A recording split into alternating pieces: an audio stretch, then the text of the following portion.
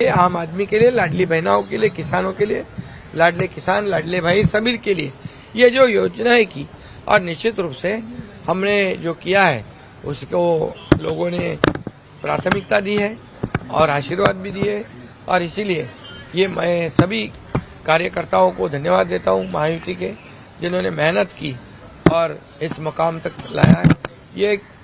ये भी मैं कहूंगा 2.5 साल में केंद्र और राज्य सरकार ये डबल इंजन वाली सरकार चली है। आदरणीय मोदी जी ने भी काफी सपोर्ट किया है। कितनी बार उन्होंने ये महाराष्ट्र का दौरा किया। अमित भाई जी ने भी बहुत इसमें ध्यान दिया है।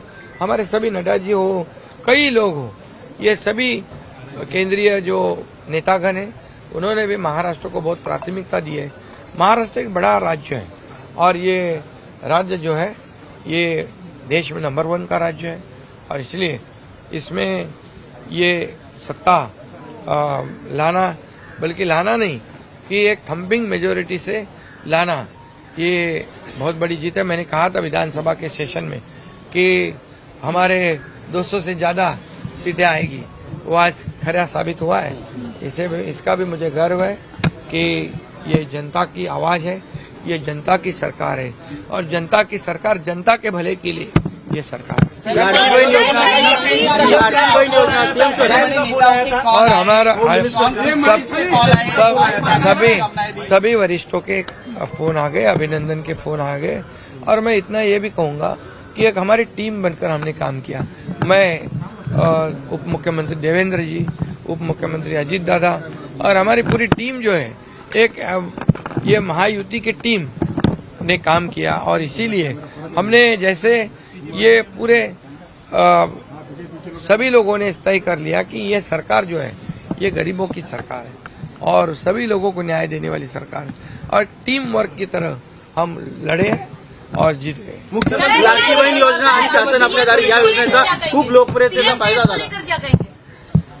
लाडकी बहीण योजना आणि शासन आपल्या दारी ये जो हे जे 2 योजना ज्या आहेत ह्या खूप लोकप्रिय ठरल्या, आणि त्यामध्ये मग लाडके भाऊ, लाडके शेतकरी, लाडके ज्येष्ठ सगळे आले, सगळे एक इकोसिस्टम बनवली, आणि त्यामुळे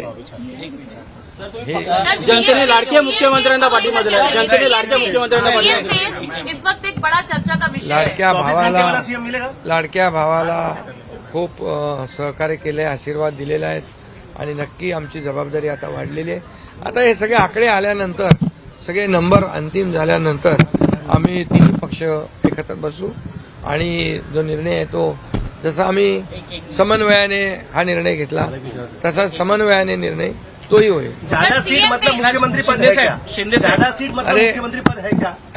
ऐसा मैंने कहा नहीं, मैं कह रहा हूँ, मैं यही कहूंगा कि अभी यहाँ पर पूरे आंकड़े आने दो, उसके बाद हम तीनों पार्टी बैठेंगी, वरिष्ठों से चर्चा होगी, उसके बाद जो भी होगा समन्वय से होगा। राजकारणात निवडणुकीच्या प्रचारांमध्ये भाषा घसरली होती, बापापर्यंत भाषा गेली होती, नेत्यांचे एकमेकांचे बाप काढले होते। आज राजकारणात कळाले की एकनाथ शिंदेच खरे बाप आहेत। नाही, मी बाप नाही, मी कार्यकर्ता आहे, एक सर्वसामान्य कार्यकर्ता आहे, आणि बाप काढला त्यांना आता बाप दाखवला लोकांनी, त्यामुळे आता जाऊ दे, त्याच्यामध्ये मला काही जायचं नाही। मी आपलं काम करतोय आणि काम करत राहतो।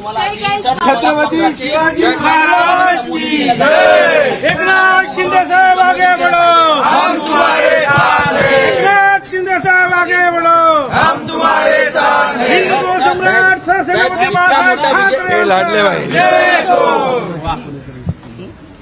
हे लाडली बहीण का लाडले भाई। बैठक वगैरे कधी बोलवली आपण? काय आमदारांची बैठक बोलवली आहे? हा, बोलवली आहे संध्याकाळी रात्री। संध्याकाळी हो, बोलवली आपले नेते मंडळी सगळे।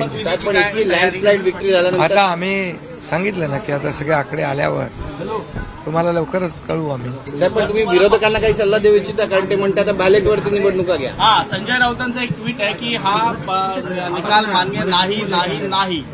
कर्नाटकचा निकाल त्यांना मान्य होता होता होता